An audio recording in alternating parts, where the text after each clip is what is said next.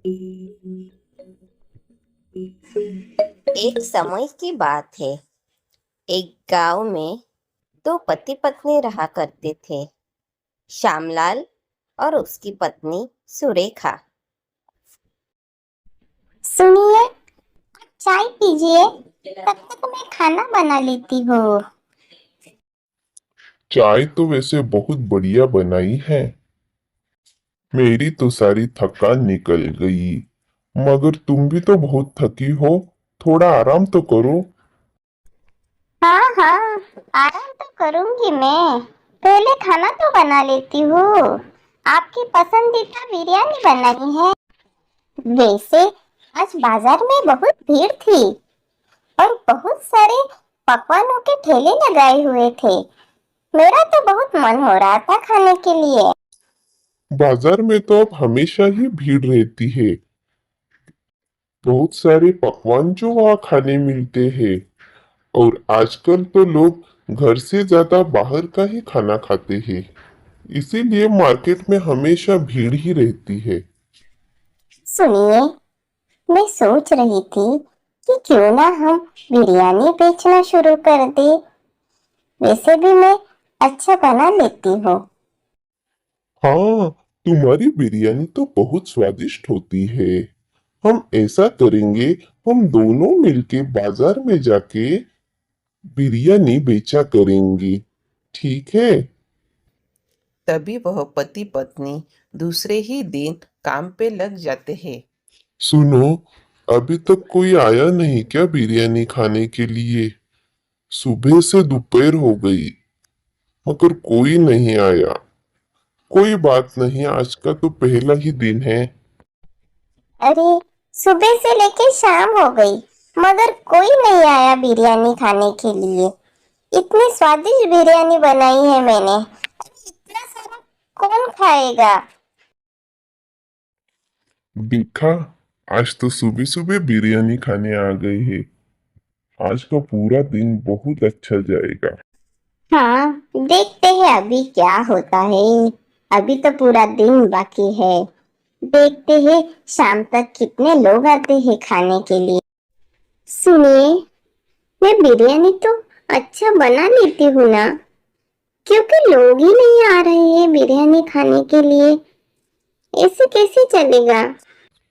अरे, तुम इतनी चिंता क्यों कर रही हो? इन सब चीजों में थोड़ा समय लगता है। तुम थोड़ा संयम रखो। सुनिए, बहुत सारी बिरयानी बची है। इतनी सारी बिरयानी का हम क्या करेंगे?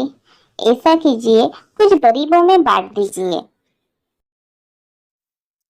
तभी वहां पे एक पंडित जी आते हैं। सुनो बेटा, मुझे बहुत भूख लगी है। कृपा करके मुझे कुछ खाने को दीजिए। सुनो, पंडित जी को पनीर की बिरयानी देना खाने के लिए। और हाँ, उन्हें पेट भर के खाना खिलाना।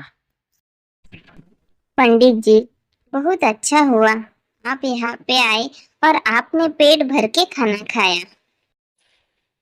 मैं आप दोनों का बहुत आभारी हूँ। आप दोनों ने मुझे पेट भर के खाना खिलाया।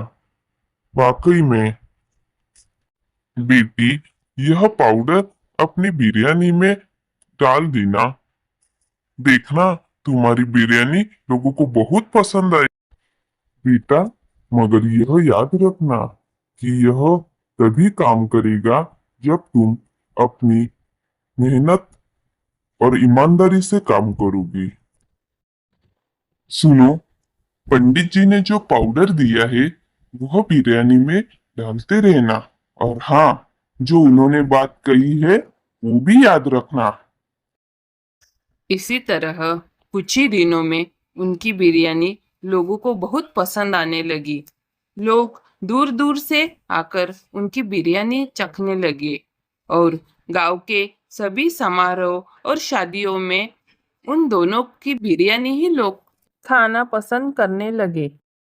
देखा आपने, मैं कितनी स्वादिष्ट बिरयानी बनाती हूँ कि गांव के सभी लोग मेरे हाथ की ही बिरयानी खाते हैं। गांव का एक आदमी उसके घर के समारोह के लिए बिरयानी की ऑर्डर उन दोनों को देता है। श्यामलाल की बीवी ने बिरयानी तो बनाई, मगर वह स्वादिष्ट बनी है कि नहीं यह उसने नहीं देखा। अरे भाई, ये बिरयानी तो पूरी ठंडी हो चुकी है। इसमें तो कोई स्वाद ही नहीं है। कहाँ से मंगाई है ये बिरयानी?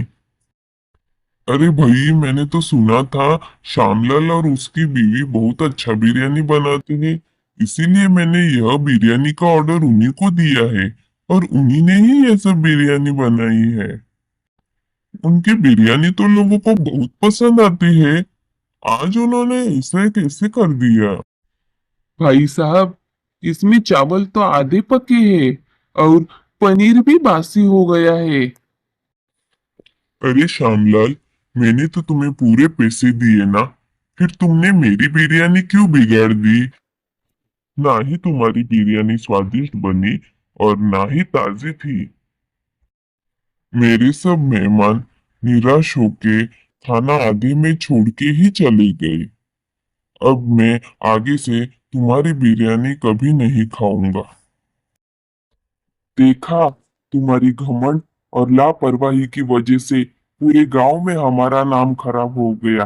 अभी गांव में कोई हमारी बिरयानी खाने नहीं आएगा। से बहुत बड़ी गलती हो गई। मुझे लगा कि मेरी बिरयानी कभी बिगड़ ही नहीं सकती। मेरी घमंड की वजह से आज हमारा यह नुकसान हुआ है। इससे हमें यही शिक्षा मिलती है कि घमंड कामयाब इंसान को कब नाकामयाब बना दे, खुद उसे ही पता नहीं चलता।